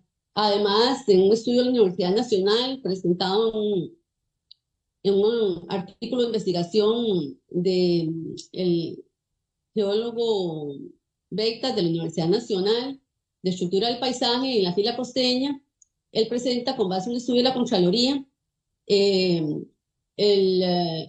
también la alarmante suma de cifra de un 56% de permisos de construcción otorgados en la municipalidad de Osa para el periodo que ellos estudian sobre área boscosa. El 56% de permisos que se han dado son sobre áreas boscosas. Igualmente alarma esta situación si consideramos que de las 18 capas de patrimonio natural del Estado que se encuentran en la zona, 15% corresponden el 15 corresponden al corredor biológico. Y toda esta dinámica de fraccionamiento del bosque, que en las fotos de la derecha dan cuenta del estudio en el que participó Lobo hace ya más de una década, que estudiaba las características del modelo constructivo en la zona y siguen igual de vigentes y probablemente más alarmantes, ya da cuenta de un 70% de fraccionamiento del corredor biológico. En el diagnóstico del corredor biológico del 2018 solamente habían 7 parches de bosque mayores de 10 hectáreas que correspondían a menos del 1%. Se estaba considerando que contribuían a una funcionalidad para la conectividad, para la ruta de conectividad básica, y probablemente los problemas cuando no se abordan empeoran, probablemente esto esté aún peor. De hecho, hay algunas organizaciones voluntarias en la zona que han estado haciendo investigaciones también de movimiento de tierra a nivel registral y han encontrado muestras, por ejemplo, en Uvita, solamente en la zona de Uvita de 800 de fincas, las pocas que hay mayores de 100 hectáreas se encuentran en manos de promotores inmobiliarios y fraccionadas. Por ejemplo, una de las pocas grandes de 350 hectáreas propiedad de un promotor inmobiliario está fraccionada en 22 propiedades más, 22 venues más. Algunas ya tienen estudios para urbanización, otras no, pero claramente por sentido común podemos entender que una propiedad grande que ha sido fraccionada por iniciativa de un promotor inmobiliario, pues tiene un potencial urbanístico prioritariamente. Igualmente, a nivel de denuncias de delitos ambientales, estos datos los aporta, que actualizan los del corredor biológico, pero se mantienen, nada más que les da vigencia. El fiscal ambiental de OSA, el licenciado Camilo Flores Pacheco, él indica que para la fila costeña en particular, el tipo de delito ambiental que mayormente se denuncia y está en investigación, y algunos casos con sentencias también, con procesos ya sentenciados, es la tala ilegal y el cambio de uso de suelo, la invasión de áreas protegidas y ríos, y la extracción de material mineral sin autorización, la destrucción y extracción de flora y fauna. Dentro de la extracción de material mineral se refiere a empresas ya identificadas que están haciendo extracción de material que venden para la construcción, lo sacan de tajos y de ríos, sacan un material conocido también como cascajo, que se usa para la construcción. Y esto es otro aspecto de vulneración de la zona, ¿verdad? Esta extracción de material. La siguiente lámina, damos un poco de datos también más actualizados en relación al tema. Como ustedes pueden ver, lo que pasa, lo que dice el fotoreportaje del lado, ¿verdad? Que dice si queremos lo mismo para la fila que sucedió en Guanacaste hace décadas en la fila costeña, pues en realidad eso ya lo que estamos viviendo. Un estudio de Oscar Leiva, que es un experto en ordenamiento territorial de la Universidad Nacional y turismo sostenible, que está haciendo su tesis de maestría en este momento en la tenencia de tierra, específicamente en Ojochal. Él ha adelantado datos sobre la intensividad de esta industria, ¿verdad? Cómo viene creciendo desde los años 2000 de manera sostenida, solo tuvo una pausa en la crisis de 2008 y después de la pandemia se disparó de manera progresiva y directa, ¿verdad? Él da cuenta de una muestra de más de 2.000 fincas estudiadas y el 80% de estas en manos de extranjeros. Hay un incremento de permisos de construcción, en contraste con dificultades de acceso al agua, disponibilidad de agua. Incluso se identifican muchos de estos llamados desarrollos inmobiliarios con tomas de agua o administraciones de agua ilegales. En un estudio de la organización local sin fines de lucro de mujeres que trabajan en reciclaje en el distrito, que comprende del año 2020 al 2024, también como muestras de información al respecto de la intensividad constructiva, presentan para Ojochal solamente en el 2022 2.000 permisos de construcción. Luego, con base en datos del ICT, este mismo informe de Ambiciosas presenta un incremento de construcciones en los últimos años para casas y hoteles de hospedaje del 300%. La visitación de la que nos hablaba Javier, en realidad está disparada a 250.000 personas visitantes entre nacionales y extranjeros, solamente al distrito de Bahía de Osa, que es a nivel territorial de los más pequeños y a nivel poblacional menos poblado. Sin embargo, el impacto que esto ha tenido sobre el manejo de residuos es enorme. Al mismo tiempo hay una gran cifra gris en relación al movimiento migratorio y poblacional, ¿verdad? De lo que llaman, por un lado, lo que llaman visa room, que son extranjeros que entran a la zona, que los contabiliza el ICT o las instituciones del Estado como parte del movimiento de los visitantes turistas que entran al país, pero en realidad salen cada vez que se vence su plazo de visa, lo sellan en Panamá o en cualquier frontera y vuelven al país a tener una vida, digamos, de residentes, y esto tiene también una presión sobre el desplazamiento habitacional para los locales y para personas que vienen a trabajar a la zona desde la región y para el desplazamiento laboral. Además, se incrementan los procesos de transculturación. Por ejemplo, en la comunidad de Ojochal, en la que hablábamos de que el 80% de las propiedades están en manos de extranjeros, la mayor parte de gente, aunque tenga mucho tiempo residir en la zona, no ha hecho una integración cultural ni comunicacional. De hecho, solo se comunican en inglés, en su mayoría, o en su idioma. Y también esto hace una gran presión, ¿verdad?, para la integración cultural, más bien redunda en una transculturación. De hecho, en la rendición de cuentas reciente de la municipalidad llamaba la atención cómo dan dentro de los datos de progresos de la municipalidad la capacitación de 10 funcionarios en inglés donado por esta comunidad para que pudiera atenderlos en su idioma, cuando uno esperaría lo contrario, ¿verdad? Cuando uno esperaría que las personas que habitan el territorio de manera permanente, incluso que tienen una posesión importante sobre su soberanía, pues se integren cultural y obviamente lingüísticamente y no lo contrario. Y finalmente las amenazas, ¿verdad? A la integralidad del corredor biológico y a su funcionalidad, a partir de la deforestación, de toda esta fragmentación para el modelo constructivo que se está usando, de la fragmentación del bosque que limita e impide el flujo de flora y fauna y la distribución normal entre las diferentes áreas de zonas protegidas que conectan, la sedimentación de ríos y costas. En la fila costeña nacen al menos 12 ríos que abastecen de agua potable a todas las comunidades de la zona, algunas desembocan completamente sedimentados en la costa pacífica, otros drenan al humedal tierra basierpe. Hay una destrucción importante del recurso hídrico con este modelo constructivo, ¿verdad? Alguna de esta destrucción tiene que ver con la destrucción de manantiales por camiones de carga pesada llevando materiales muy grandes, porque son mansiones lo que se construyen en las montañas, ¿verdad? Y han dañado, hay casos denunciados, por ejemplo, en Punta Chote, ¿verdad? La destrucción de manantiales, y con frecuencia en las diferentes comunidades se suspende el agua por intervenciones de fugas y de mantenimiento por daños de la maquinaria pesada sobre las cañerías que fueron hechos para otros objetivos, ¿verdad? La disminución de carga de acuíferos por la misma deforestación, ¿verdad? En las zonas de recarga de acuíferos profundos, la contaminación de las aguas por sedimentos y el gran riesgo de sedimentación de acuíferos. Y por otro lado también está el tema de daño a la cobertura coral de coral vivo en el Parque Nacional Marino Ballena, donde hablamos que había una de sus principales funciones es la protección de este coral. Ya hay estudios longitudinales hasta por 15 años que han demostrado que en comparación con el fenómeno del Niño y la sedimentación, se ha llegado a mantener una cobertura del suelo coralino cubierto por coral y con el fenómeno del Niño en un 33%, la cual ha bajado en 15 años sin el fenómeno del Niño. Por supuesto que vulnerable ya por el fenómeno, pero por efecto del aumento de la sedimentación a una cobertura de un 2%. Toda esta información hay que actualizarla, por supuesto, pero lamentablemente, repito, cuando los problemas no se enfrentan, solamente pueden empeorar. Entonces, tememos que todo esto esté aún peor.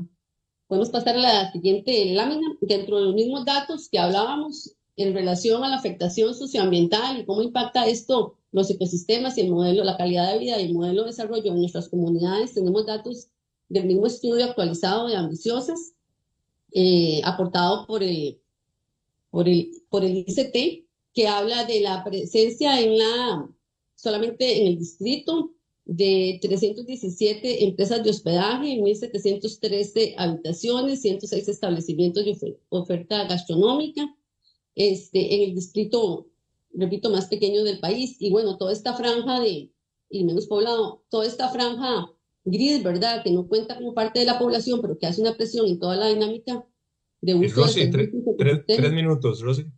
Ok, entonces nos queda por decir y sintetizar, ¿verdad?, que toda esta problemática viene a afectar de manera directa ecosistemas de montaña y costa, por tanto el modelo socioeconómico de desarrollo de la zona, afectando la pesca. Varios pueblos de la zona se reconocen como pueblos costeros, como Dominicalito o Capitolado, la alimentación, la seguridad alimentaria a partir de recursos marinos, el ecoturismo, que está todo basado en el avistamiento de especies protegidas, incluso en el Parque Marino Ballena, que es su sentido de ser, la protección y la conservación, también se ve afectada. Muchas de las tortugas que se reproducen en la zona y los cetáceos se ven afectados directamente por sedimentación.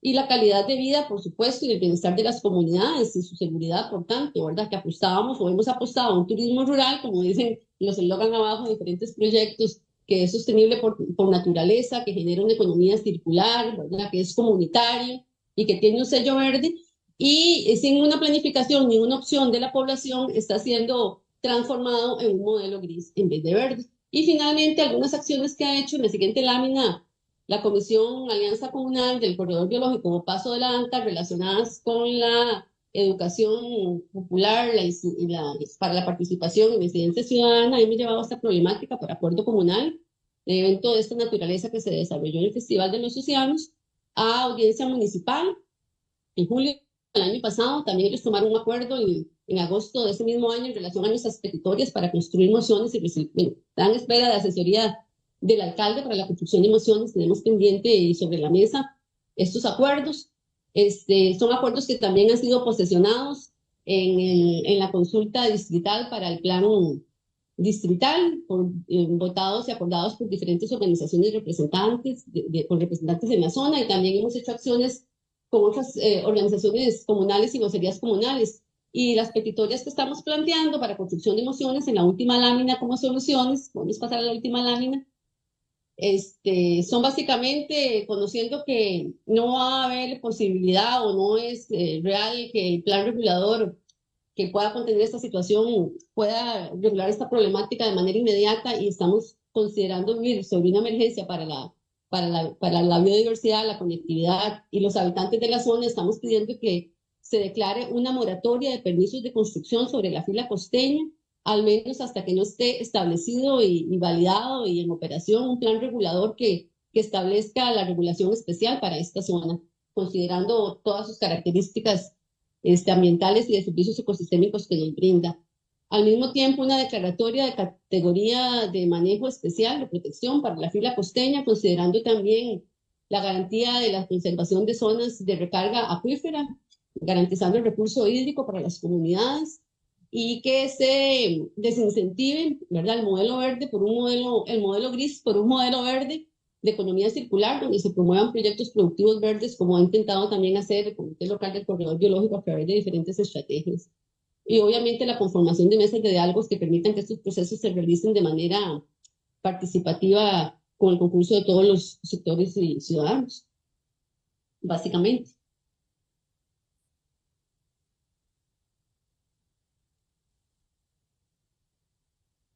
Muchas gracias, Rosy, Javier y Jorge, por sus exposiciones.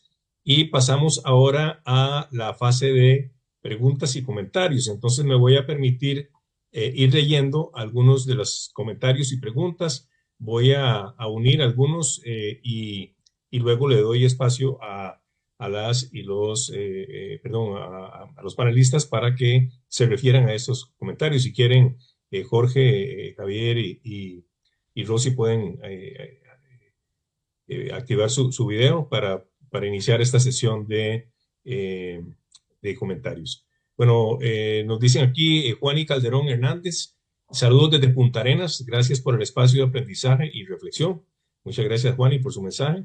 Heise Chacón Cubillo menciona, saludos desde Sierpe de Osa, en lo que pueda apoyar por aquí mi contacto. Muchas gracias, Heisel. Sone Fetz dice, va a quedar en el muro esta exposición. Y efectivamente los foros de la Alianza por una Vida Digna y de Surcos quedan en el Facebook de Surcos, y también quedan en el canal de YouTube de la Alianza por una Vida Digna, así que ahí podrán divulgar y compartir esta exposición.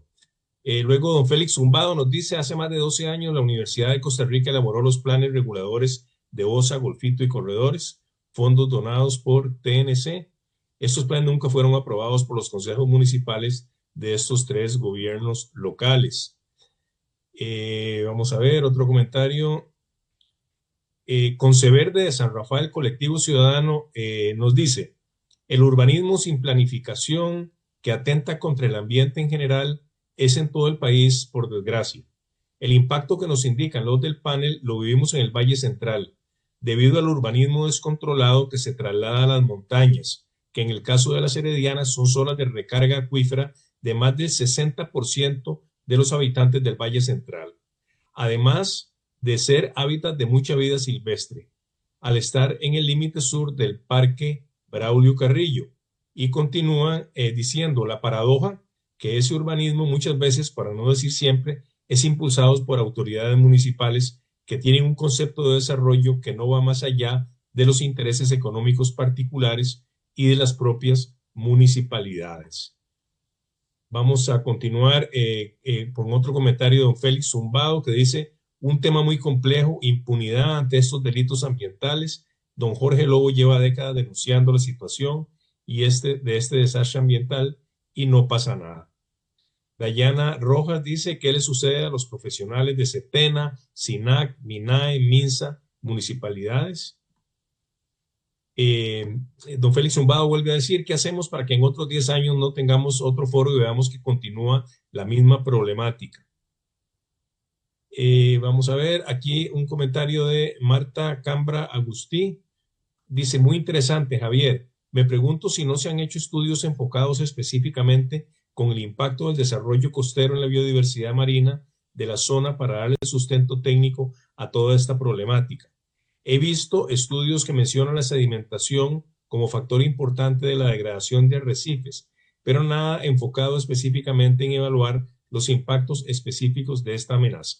Bueno, voy a parar comentarios y preguntas para darle la palabra a Rosy, Javier y Jorge por si te quieren referir. Bueno, y hay una pregunta específica aquí para Javier. Así que tienen la palabra ustedes. Bueno, de acuerdo a lo que mencionaste hace un momento, pues sí, justamente estaba comentándole a Marta, a quien le envío un saludo cordial, este, el tema principal que se ha trabajado en evaluación de impactos por sedimentación ha sido en corales y arrecifes coralinos, ¿verdad? En donde la pérdida es muy alta en muchos casos. Em, y los impactos en otros grupos de especies marinas, sobre todo la sedimentación, se han trabajado en otras partes, pero aquí realmente no se ha hecho mayores ni evaluaciones, ¿verdad? Entonces, coincido de que en esos casos hay que priorizar en la generación de información al respecto. Perfecto, muchas gracias. No sé si Rosy o Jorge quieren referirse a algunos de los otros comentarios antes de proceder a continuar leyendo otros. Sí, José María, tal vez ese comentario de Félix respecto a que ya tenemos tanto tiempo de estar en esto y volvemos al mismo tema, pero yo creo que Rosy ha hecho una propuesta muy claras al respecto, ¿verdad?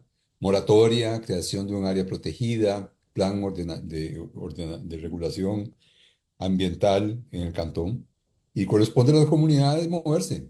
Es decir, nosotros estamos haciendo lo posible por divulgar esto. Es un problema nacional, no solo local. Nos interesa a todos y todos tenemos que apoyar, pero la fuerza política que más puede hacer las cosas ahí son las comunidades.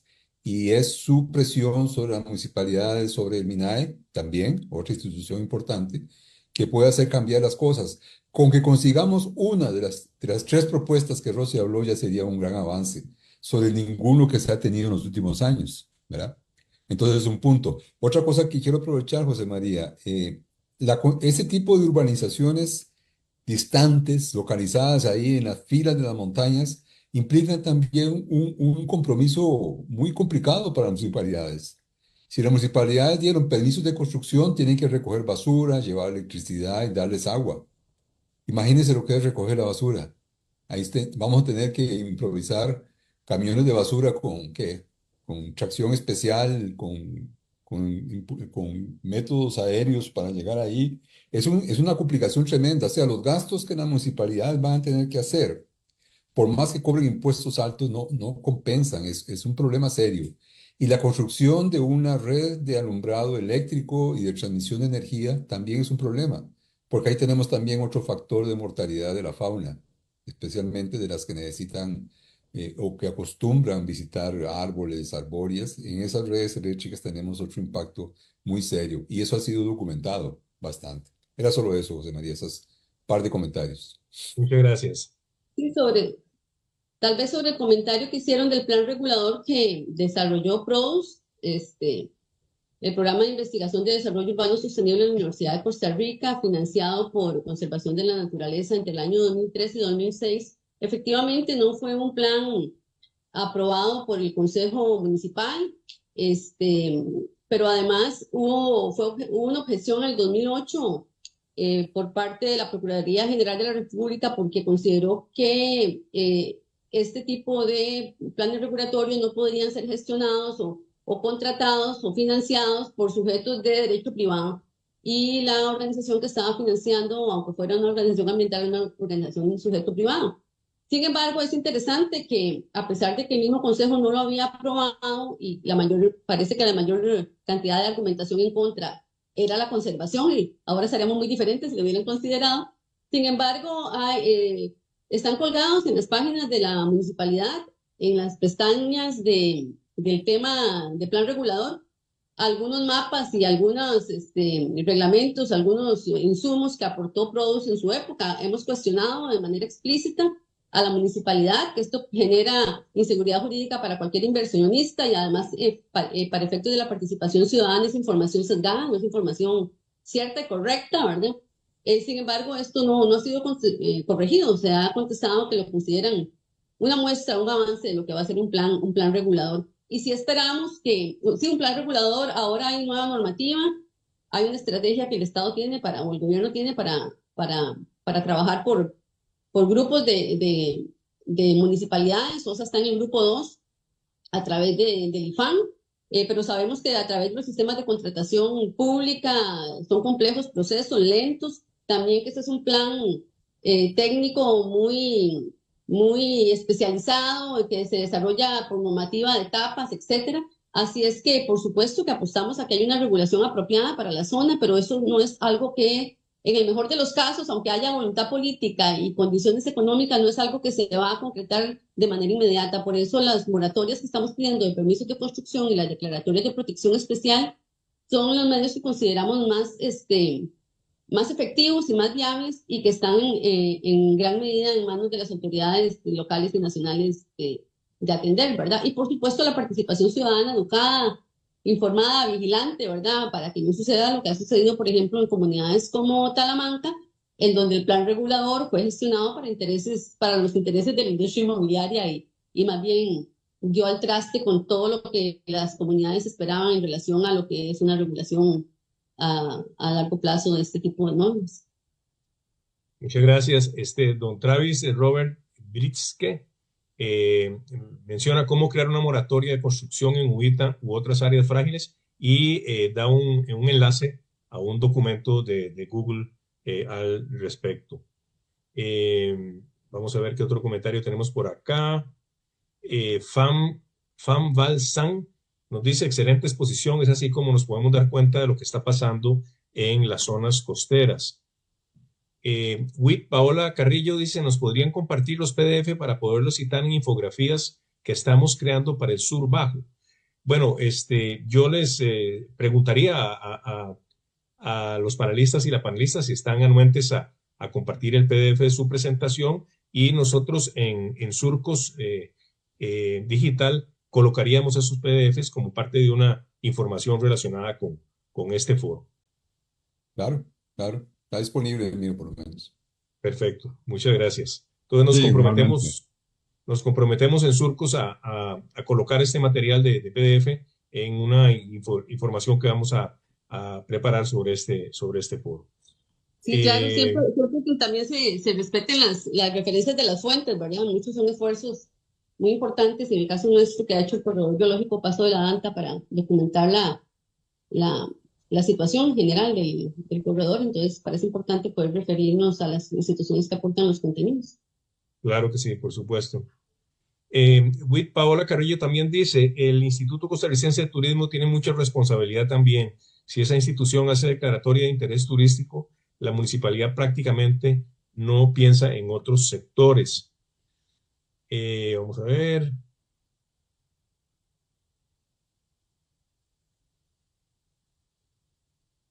Continuar por aquí.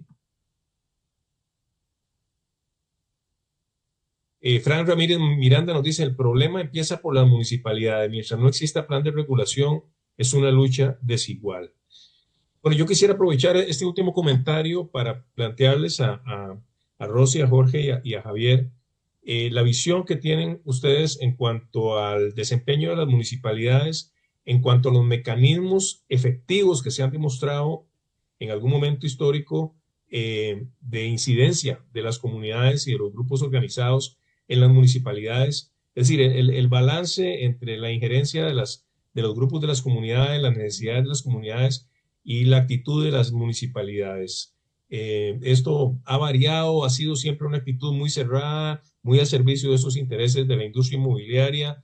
¿Cómo perciben ustedes este elemento político local ahí?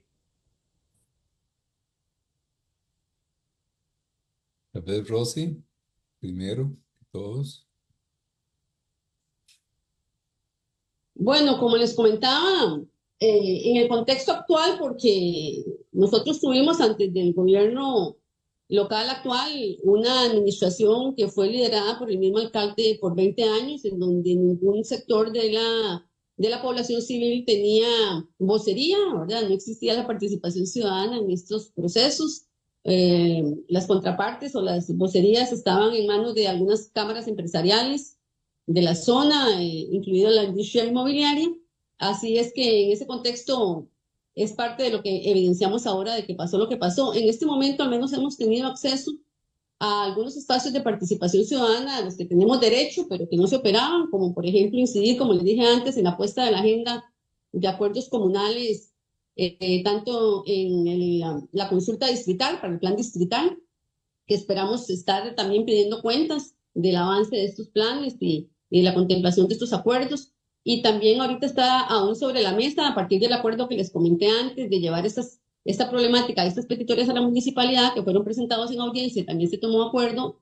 Estamos a la espera, con la expectativa de que se concrete un compromiso con la construcción de mociones para ser votadas en el Consejo Municipal sobre estos temas, tratando con fe de que puedan ser votadas positivamente, y si no, pensando en que se agotaría esta vía, si no se vota a favor positivamente, se agotaría esta vía para acceder a otras instancias de incidencia ciudadana. Digamos que nos respalda dos grandes principios del derecho ambiental internacional, ¿verdad? Que es el principio de prevención y de probidad, que protege el ambiente ante la carencia o incluso la existencia de datos científicos que justifiquen o que no den suficiente información para la afectación de su integralidad, de su salud, de la salud del ambiente y de los servicios ecosistémicos que nos ofrece. Y en este momento ni siquiera hay estudios de capacidad hídrica en la fila costeña, tampoco hay un proceso en este momento concreto resuelto, aunque hay interés de hacerlo, para el manejo de residuos. Ni siquiera se está pudiendo hacer un manejo de residuos con lo que produce actualmente el cantón, menos siguiendo con esta aceleración constructiva y de servicios turísticos. Y así, como hablaba también la compañera Cabra, también actualizar todo este daño de la sedimentación. Hay muchos aspectos que deben ser actualizados para considerar poder continuar poder regular el desarrollo urbanístico y de servicios en la zona. Es un reto la voluntad política, por supuesto, y la participación ciudadana activa. También confrontamos constantemente los esfuerzos de las organizaciones ambientales de la zona, que son muchas, algunas dentro del corredor biológico, haciendo importantes esfuerzos de investigación para que muchos de sus esfuerzos tengan un compromiso ético y sean aplicados sus investigaciones a las realidades que estamos viviendo.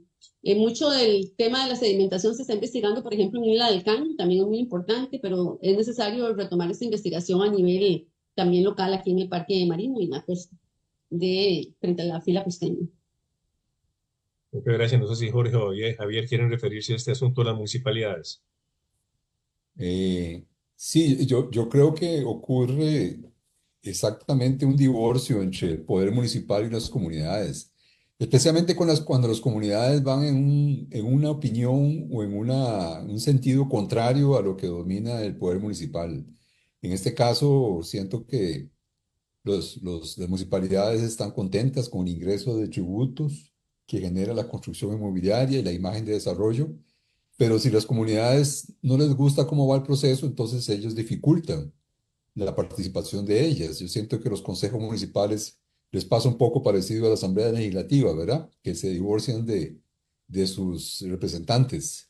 y comienzan a entrar en una dinámica burocrática donde se le ponen trabas a la participación, se desconoce lo que la gente está diciendo.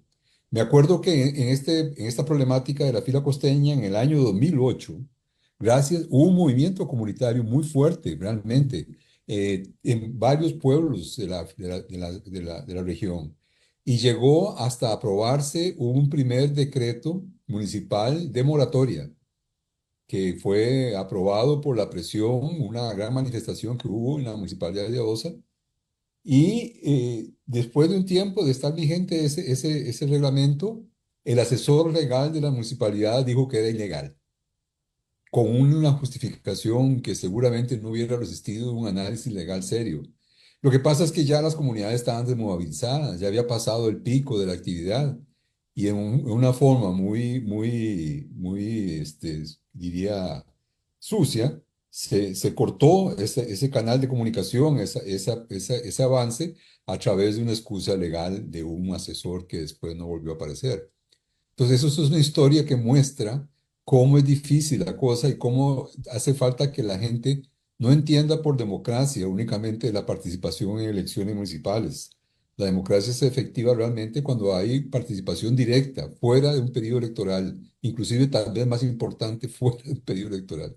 No se trata únicamente de nombrar representantes, sino después de exigirles cuentas. Y lo que está ocurriendo en la fila costeña es tan grave que tenemos un consejo municipal y varias administraciones municipales culpables de un genocidio ambiental, como que ha ocurrido en esa región después de 20 años. Y eso merece una respuesta más firme de la gente de OSA y de toda la comunidad nacional. Esperemos que se dé a partir de actividades como la que ustedes están organizando. Gracias. Javier, vos mencionaste en tu presentación que querías referirte a algún otro punto que no te alcanzó el tiempo. No sé si querés abordar Eh, eso. sí, muy rápidamente era para mostrar algo que no pude incluir en no sé si lo ven ahorita, se ve, sí. Sí, sí se ve. Así es la pantalla Eh, completa. un poco como un reflejo rápido de lo que son especies endémicas de Costa Rica o de Costa Rica y Panamá por el Pacífico Sur. Vean que en todos los hábitos de vegetación, hierbas, epífitas y bejucos, arbustos, palmas y árboles, la riqueza del endemismo es muy alta, ¿verdad?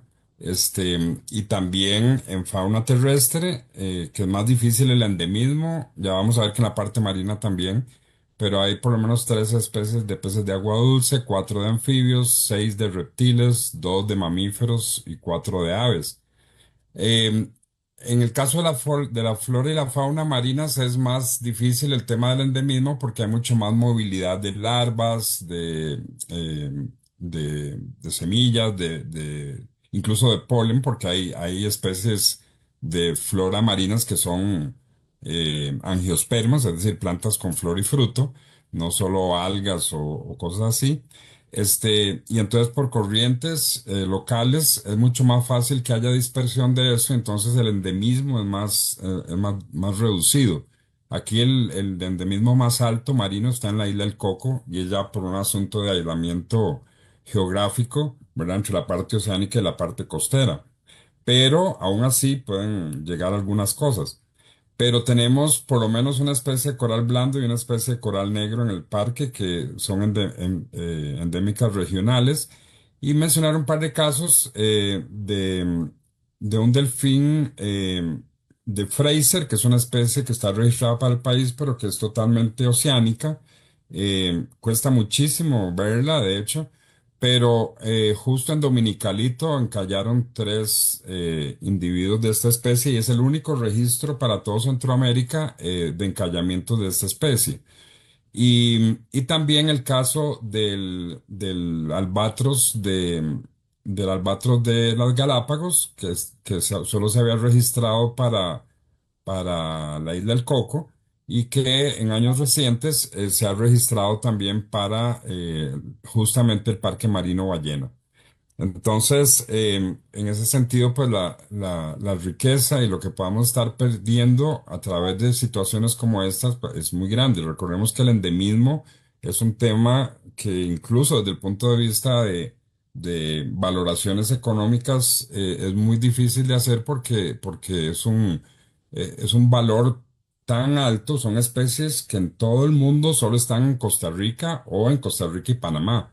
O sea, desaparecen de aquí, desaparecen del mundo, ¿verdad? Entonces, son valores genéticos que incluso cuesta mucho valorarlos por esa razón. Y la otra, muy rápidamente, era mostrarles esto que fue como un evento muy extraordinario. Se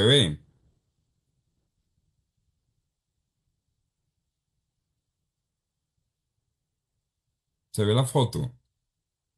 No, no se ve foto, se ve lo que tenías anteriormente. Ok, ya, un segundo, por favor. Sí.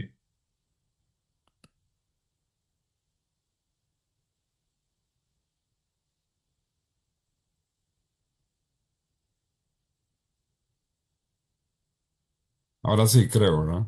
Ahora sí. Bueno, esto que ven aquí es un puma en pleno dominical, ¿verdad? Que apareció primero en el sector de playa. Nadie supo cómo llegó exactamente a Dominical, pero de pronto apareció como en el sector de playa, pero donde vio gente se asustó y se metió al pueblo.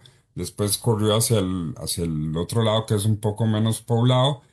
Finalmente desapareció, pero se presume que pasó de nuevo la costanera para volver a la fila. Pero ya estos son eventos realmente fuera de lo usual. Ciertamente que no hay una explicación, digamos, que pueda ser definitiva al respecto. En primera instancia se puede pensar en dos posibilidades principales, digamos, que se ha recuperado tanto en la fila costeña que de allá tienen que buscar espacio en sitios más abajo. Em, pero también podría ser que en la fila ya los parches de bosque estén siendo cada vez más reducidos y las especies grandes ya no encuentren suficiente recurso para su sobrevivencia. En cualquier caso, son situaciones que o sea, que no estaban registradas en ninguna de estas poblaciones, de acuerdo a la gente que ahí habita, y entonces, pues de alguna forma, son situaciones que es importante, pues, tomar en consideración, porque pueden ser de alguna forma indicadores de que debemos investigar más algunas situaciones de lo que está ocurriendo en la fila. Lo que les mencioné no sé si lo vieron ahí, pero lo que mencioné de las especies endémicas y otros aspectos relacionados con casos especiales corresponden a datos del SINAC GIZ, de ASANA, de la APSD Dominical y de Fundación Promar. Em, pero volviendo al caso de la pregunta del tema municipal, yo lo único que agregaría es que lamentablemente incluso hay situaciones en que en las comunidades en que hay organizaciones de base comunitaria, en que se denuncian cosas que la municipalidad, digamos, ha violentado la ley o que está propiciando que otros lo hagan. eh, por lo menos durante el periodo anterior al que acaba de comenzar, que es un alcalde nuevo, los 16 años anteriores, eh, habían claras represalias contra esas organizaciones e incluso contra la comunidad, porque así ponían al resto de la comunidad en contra de la organización, ¿verdad? Limitando servicios en la comunidad o no atendiendo necesidades comunitarias básicas como alcantarillado, como algún tipo de asfaltado, etcétera, ¿verdad? Entonces, creo que esos son reflejos que indican no solo una mala gestión, sino que realmente no se está cumpliendo con la misión que tienen los gobiernos locales, que es atender las necesidades comunitarias. Por supuesto que las comunidades también deben organizarse para, para también cumplir con su parte, pero definitivamente las represalias no deberían tener espacio en ningún gobierno, ni gobierno local ni gobierno nacional, ¿verdad? Y muy serio lo que estás comentando. Aquí tenemos un comentario de don Héctor Fellini, muy interesante, que dice, en conversación desde Surcos con compañeras y compañeros de Guanacaste, que también están luchando por derechos comunitarios ante el avance de proyectos. Perdón, se me perdió.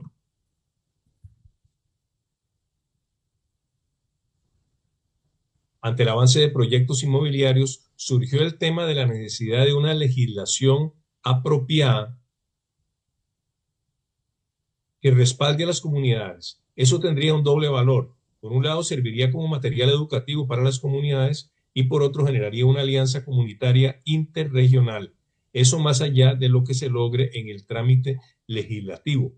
Este comentario, don Héctor, es muy importante, creo yo, porque precisamente en estos foros de la Alianza por una Vida Digna y de Surcos, donde hemos generado temas, análisis sobre problemática ambiental en el Caribe, en Gandoca, en Nicoya, en Liberia, en Cóbano y ahora en esta región de la fila costeña. Hay muchos elementos comunes y lo más interesante es que hay muchas personas haciendo un trabajo tan valioso como el que están haciendo ustedes en la fila costeña y que sería muy importante hacer una especie de confluencia solidaria para compartir ideas, experiencias, objetivos, perspectivas y generar una integración mayor de todos estos movimientos tan valiosos que luchan desde las comunidades por contra la gentrificación, contra el uso desmedido de los recursos, contra este crecimiento inmobiliario descontrolado, etcétera. Entonces, desde la Alianza por una Vida Digna y desde Surcos, pues nos comprometemos a tratar de generar espacios de unión, de comunicación entre estos diferentes sectores que están haciendo un trabajo tan valioso. Bueno, aquí don Rosy nos dice, como coordinadora de Comisión Alianza Comunal del Corredor del Paso de la Danta, quedo atenta a integrar esta iniciativa. Excelente y muchas gracias, Rosy. Vamos a ver. Mauricio Álvarez Mora nos dice, felicitaciones, muy claras las presentaciones, vamos a seguir abriendo espacios a la defensa de la fila costeña. Mauricio Álvarez, como mencioné al inicio, trabaja en la Universidad de Costa Rica y en el programa Kioscos Socioambientales y en la Escuela de Geografía de dicha universidad. Bien, no sé si tienen Rosy, Jorge y Javier algún comentario adicional. Vamos llegando ya cerca de las 2 horas de este foro, de manera que yo creo que ya es momento de irlo cerrando. Creo que ha sido un foro muy interesante, muy estimulante por ver los esfuerzos que se realizan en estas organizaciones y también muy preocupante por ver pues, la dimensión de la problemática que estamos enfrentando o que están enfrentando en esas localidades. No sé si alguno de ustedes tres quisiera hacer un comentario de cierre, si no yo haría mi propio comentario y ahí concluiríamos con el foro. Sí, quisiera... No, de mi parte solo agradecer, digamos, la invitación de Surcos. Nos parecen programas de difusión muy importantes y, y por supuesto que el papel que juegan a nivel social de comunicación sobre todas estas situaciones. Y también a todos los participantes, por supuesto, por su interés. Es parte de lo que se necesita para revertir muchas de estas situaciones, ¿verdad? El involucramiento de las personas, no solo de las comunidades, son temas que afectan a nivel nacional también, sobre todo la cadena de situaciones, y entonces pues es parte de lo que se necesita también. Bueno, gracias. Muchas gracias. Sí, me gustaría nada más hacer un agradecimiento también y una incitativa, por un lado, a todas las organizaciones que nos han apoyado tanto en la construcción del diagnóstico de la problemática y su abordaje, locales y nacionales de diferente índole, que nos aportan datos, a todos los voluntarios en las comunidades que de una u otra manera están preocupados, interesados y aportando a esta dinámica. Y particularmente a nuestro foro ampliado, que aquí hay varios, Mauricio Álvarez de Kioscos Socioambientales, Kioscos y la Universidad de Costa Rica, a través de diferentes programas, ha sido clave en que esta comisión pueda avanzar hacia acciones de incidencia, a la Fundación Promar, a Jorge Lobo, a Oscar Leiva, una serie de profesionales y científicos que aportan su sapiencia, su trayectoria, de los resultados de sus trabajos para apoyo del trabajo de nuestra comisión, y a los ciudadanos que han participado como en diferentes espacios de educación y de incidencia, instarlos a seguir haciéndolo y a ver que los avances y los logros que vamos alcanzando en esta línea son por su participación interesada. Y estamos pendientes en lo inmediato a cumplir un año del primer acuerdo comunal que nos llevó a llevar esa problemática a espacios de gobernanza, participación ciudadana, les invitamos a participar en un próximo evento, ojalá en el contexto también del nuevo Festival de los Océanos, donde podamos hacer una rendición de cuentas y ojalá también con las autoridades municipales comprometiéndose con la concreción de estos acuerdos. Muchas gracias. Jorge, ¿algún comentario de cierre? No, muchas gracias a Surcos y a Kioscos y a la Alianza por una Vida Digna por abrir ese espacio y fue una excelente actividad. Bueno, muchísimas gracias nuevamente en nombre de la Alianza por una Vida Digna, de Surcos, de las organizaciones que también respaldaron esta actividad, a Rosy, a Javier y a Jorge. Muchísimas gracias a todas las personas que acompañaron este foro y todos los comentarios muy positivos que se hicieron en el chat. Nos comprometemos a raíz de algunas cosas que se dijeron, primero a poner en Surcos las presentaciones en PDF de los panelistas y la panelista, gracias a que están anuentes a hacerlo. También nos comprometemos a tratar de organizar esta reunión con grupos comunitarios que están trabajando en diferentes lugares del país alrededor de esta misma problemática que se discutió hoy. Nos comprometemos a seguir organizando foros de este tipo y les informamos que el video de este foro queda en Facebook de Surcos y también en la página de YouTube de la Alianza por una Vida Digna, donde ustedes también pueden ver otros foros que hemos organizado para que sean utilizados para comunicación, para difusión, para discusión en sus colectivos, con estudiantes, con personas de las comunidades, etcétera. También les informamos que la Alianza por una Vida Digna tiene su página de Facebook y de Instagram, donde colocamos extractos de estos videos, frases que resumen las presentaciones de las personas panelistas y donde también anunciamos los nuevos eventos que se están desarrollando. De manera que sin más, nuevamente agradecerles a la panelista y los panelistas, a las personas que nos acompañaron y desearles a todas y todos muy buenas noches.